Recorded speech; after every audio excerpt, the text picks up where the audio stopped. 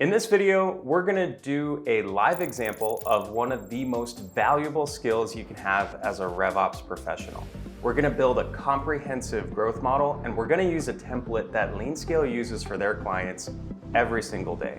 And when we're done and wrap it up, we're gonna give you access to this template so you can build a model on your own.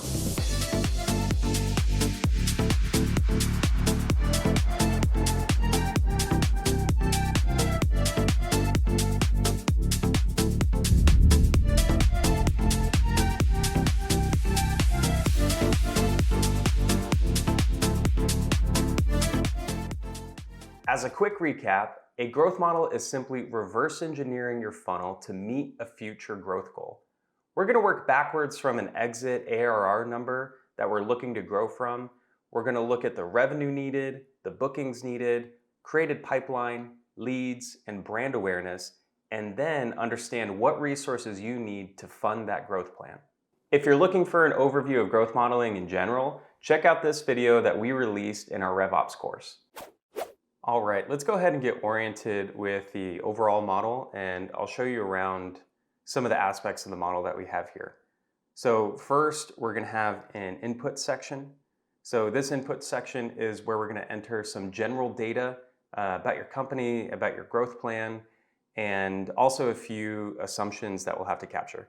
Now, we could have done an entire video on what it takes to capture these assumptions. So things like your SQL to close one conversion rate, your sales cycle. But for the purpose of this video, we're going to assume that you did some historical data digging and you were able to understand what these assumptions should be, and we're going to use them as givens in the model. After we put a few inputs in, we're going to have our output section where it's going to give us our high-level top-down initial goals. And then over here on the right is going to break it down by your quarterly results. So we're going to show all of the aspects of the model broken out quarterly, and we're also going to look at a weighted distribution. So do we want to put some more weight on the back half of the year? Do we want to accelerate some of it to the beginning? We'll play around with some of those numbers and what it could mean to do one or the other. After we do some top-down guidance, we do some top-down modeling, we're going to go in and actually build it bottom up next. So there's two tabs down here. We're going to have a bottom up sales capacity plan. So we're going to look at rep by rep productivity. We're going to look at how many reps it takes in order to hit the bookings goal you have in your top down plan. And we're going to enter it one by one and see what we need to do on that. Next is going to be a bottom up plan on created pipeline. So we're going to look at this created by channel, created by source, and what distribution you expect each channel to produce for your overall created pipeline goal, and what type of ratio do you have in terms of funding to production. So how many dollars does it take to create $1 of pipeline? After that, we're going to take a look at the customer success carry plan. So we're going to look at how many customers do you plan on booking, how many logos are you going to bring into the mix, and how many CSMs do you need in order to support the growth that you have targeted in your plan. All right, let's just go ahead and start plugging in some assumptions. So we're going to assume that we're going to exit 2023 with $15 million in annual recurring revenue. So there may be a little bit, we're in Q4 right now, so you may have needed to do a little bit of forecasting and projection to get this assumption, but let's use that as a given now. Now, we have a lot of pressure from our board to grow, so what we're going to do is really need to have a plan to show doubling next year. So we're going to go from 15 million to 30 million. Plug that in there. And that's going to dramatically change the resources and needs of the model, of course. Next is annual net revenue retention of our customer base. This is something you should be able to pull with historical churn numbers, but I'm going to say we're going to do a little bit better than 110. So we're going to expect a net retention rate of 115%. Now, SQL to close one conversion rate, 20%. Let's crank that up a little bit. Maybe our sales team's performing better than normal. Let's say that's 30%. Sales cycle in quarters. Maybe we're more of a mid-market, slightly enterprise sale. So let's say that this is going to take at least a quarter. Our MQL to SQL conversion. So those marketing qualified leads, how many leads do we need in order to create an opportunity, to create a potential deal? 15% is the standard conversion in B2B SaaS, but let's say we're performing a little bit better than that and assume we're doing about 20%. Average ACV, this is going to help us understand how many logos we need or how many logos this plan will produce to create that amount of revenue. So let's say, again, more of an enterprise type of sale. So I'm going to crank this up to 100,000. CSM capacity. Let's assume one CSM can manage $2 million in revenue. Now, this is something that can be calculated a few different ways. Sometimes it's not as much how much revenue they're carrying, more about logos. But what you really need to do is map out what it takes to manage an account, map out what it takes to manage different types of accounts, and then see what that carry model looks like. A logo model might make more sense for you. A revenue model might make more sense for others. For the purpose of this one, we're going to use revenue. Next, we're going to put in sales quota expectations. So this is not the quota you would assign. This is the expected achievement. So let's say we typically put a quota of $1 million on an enterprise rep. But if you look across the rep performance distribution, they're usually doing about 85% to goal.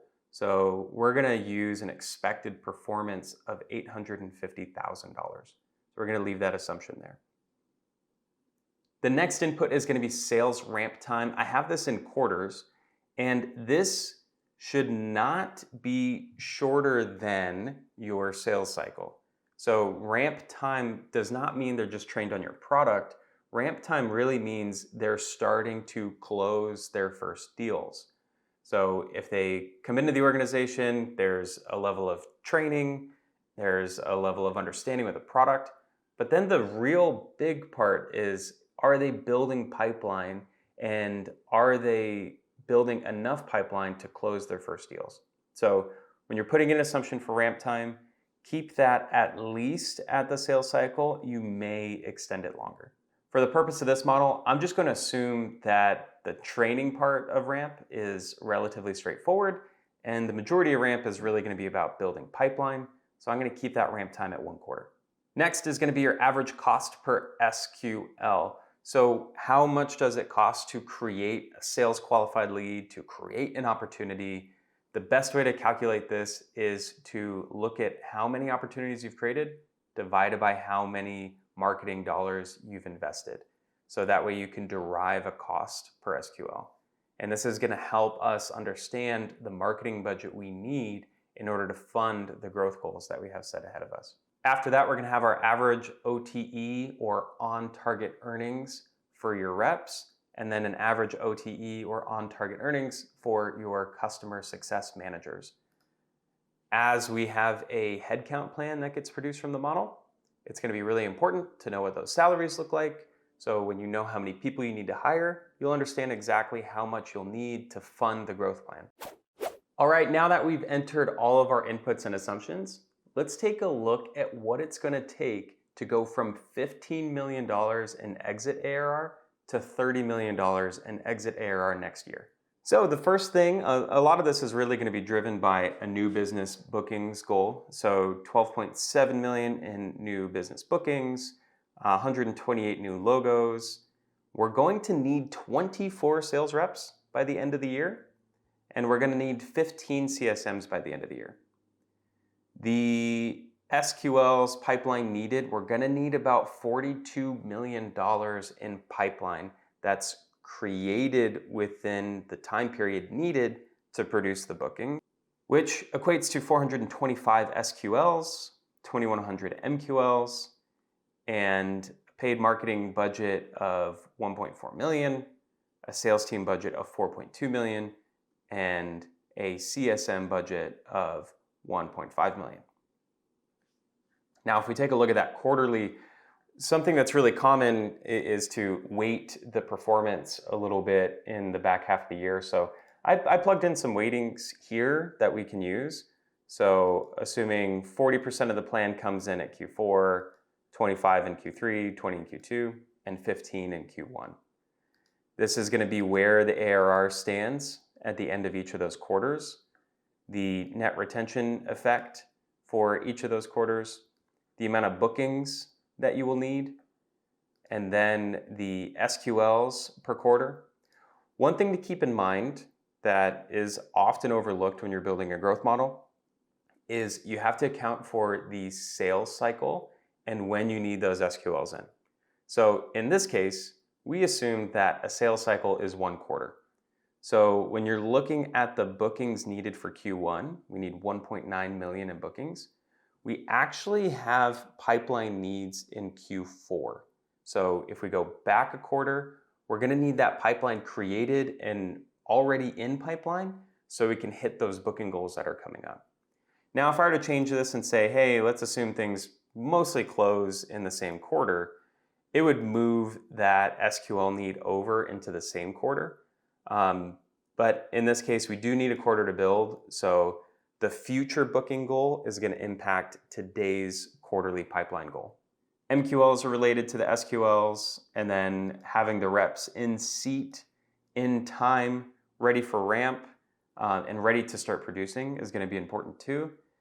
That's another thing. If you change the ramp time, so let's say it takes 2 quarters to ramp, you're going to need more reps earlier than you would otherwise. So that ramp time expectation really makes a difference in the model and is something that you really have to account for. I'm going to move that back to 1 quarter ramp. All right, and then the rest is broken out by quarter as well. So the costs for each of these portions of the plan.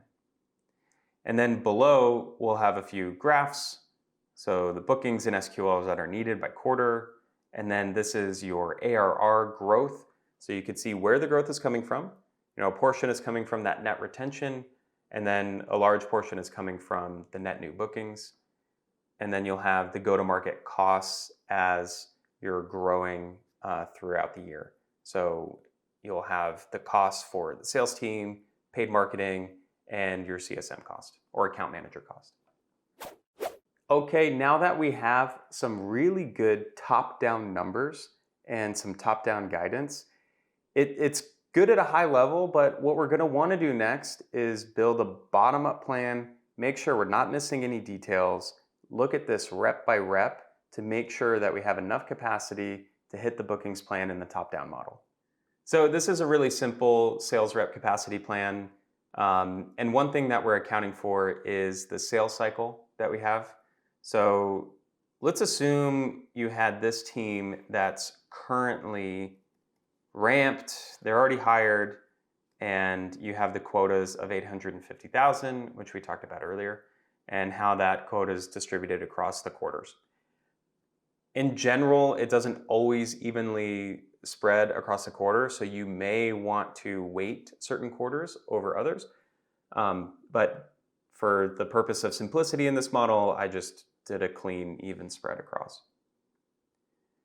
Now, next, we're going to have to look at when we hire reps next. So if we need a couple in Q1, we can make sure we hire some in Q1. Let's assume that we need to hire more in Q1, which means they'll start to produce at the very end of Q1, and then they'll be fully ramped by Q2 and Q3 and Q4. And then the next wave of hires, let's say we're going to bring them in Q2. So they're not going to have any production in Q1, obviously, because they're not here. They'll have a slight amount of production in Q2, and then they'll get their full ramp in Q3. And then the next group is going to be in Q3. So half production in Q3, and then full production in Q4. Play around with these ratios for your own model, and make sure that you have the assumptions that make sense for you. But this will give you an understanding of what inputs you really need to have here. So in this case, we have enough bookings to hit the top-down guidance goal that we had, and I'm going to bring this to 30%, which we had in the top-down model. And then it'll also let you know how much pipeline you need in order to ensure all of the reps in this plan are effective. So the reason you need to do a bottom-up one is you may have different segments, you may have different assumptions per rep, and you really want to make sure you have an understanding of the hiring timing and identify any risks with current team members too. So if you assume any attrition or if you need to account for overperformance, the top-down is really just going to give you the simple math, but this is where you really need to apply the business context of what you need in the sales capacity plan. Now that we have an understanding of how many reps we need in seat, when they're going to be hired, and how much pipeline they'll need at a given time, let's go ahead and do a bottom-up plan for your pipeline production. So in this tab, we're really going to get more granular about where the pipeline is going to be coming from. We know at a high level how much pipeline we need, but each channel operates a little bit differently. So there's an expectation of how much pipeline you could get from one channel versus another, and there's totally different efficiency and cost ratios per channel, and having the right mix really complements each other as well. So we're going to go channel by channel to understand how much pipeline we will need in order to hit that plan that we created in the top-down plan. So I have a couple high-level channels here. These obviously can be different depending on the type of marketing efforts that you have and what level of granularity you'd like to go into. But let's just take a look at what we have. So we have an SDR channel, so SDR inside sales, a team that's dedicated to building leads, content, paid advertising, events, and partnerships. And then this is where you would play with the distribution of where you expect your pipeline to come from. So if we think, hey, actually a little bit more is going to come from paid advertising and a little bit less from content, that will change the distribution of the overall pipeline need and where you expect that to be coming from. Once you have that, then you can start to set goals per channel and see which channels are achieving the goals that you expected in the plan, and if you need to make any adjustments as you go throughout the year. On the bottom portion, we're going to be talking about the cost for the plan. So we're going to look at each channel.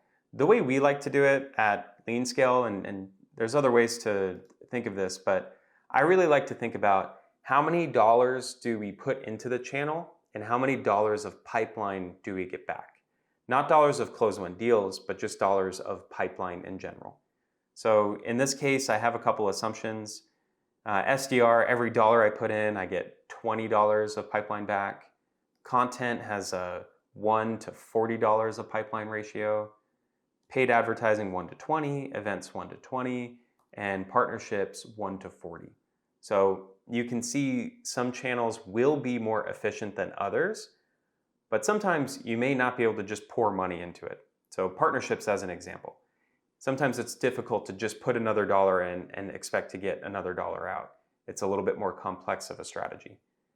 SDRs and paid advertising, however, you can go hire more SDRs, you can buy more paid ads, and you should have similar performance as you continue to invest in those. Now that we have the pipeline needs per channel, we have the pipeline to dollar ratios per channel. This will produce a budget per channel that is needed and will give you an overall marketing budget to meet your plan. All right, last but certainly not least is the CSM carry plan. So all of the bookings that you're expecting to produce, you will need customer success managers, you'll need account managers, you'll need customer support in order to support all of the growth as you continue to grow.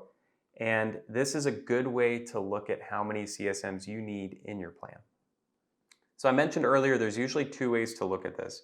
It's either how much revenue can a CSM manage or how many logos can a CSM manage. So I'm going to have a couple of assumptions here because they may not be one-to-one. So ramp time in quarters. In this case, I put an assumption of 0 quarters. Maybe they have to go through some training, but in general, once they're in seat, they should be ready to go. If you have a different assumption, you can always change this and it'll make your CSMs need to be hired a little bit earlier. I'm just going to move that back to 0 quarters. We have an annual recurring revenue carry assumption of 2 million. If we change this to 1.5, that'll change the model of how many CSMs you need, but I'm going to keep that assumption of 2 million. And then a logo carry of 20 logos. So in this case, it's relatively one-to-one, but if a CSM can really only carry 15 logos, even if there's a smaller amount of revenue on it, then you may need more CSMs. So you can use those two ratios to really triangulate how much support you think you'll need for the growth plan that you have ahead of you. This model is telling us we'll need 9 CSMs in Q1, 11 in Q2, 13 in Q3, and 15 CSMs in Q4. And that's it. Now we have a very clear plan of how to go from 15 million in annual recurring revenue to 30 million in annual recurring revenue by the end of next year. We know when we need reps and seats. We know when we need CSMs. We know exactly when we need to invest marketing dollars to create the pipeline we need to meet the plan. And we have a very clear way to see if what we are doing is working or not. We hope you found this video helpful, and if you want to see more videos like this, go ahead and click subscribe so you have access to the latest RevOps content from LeanScale.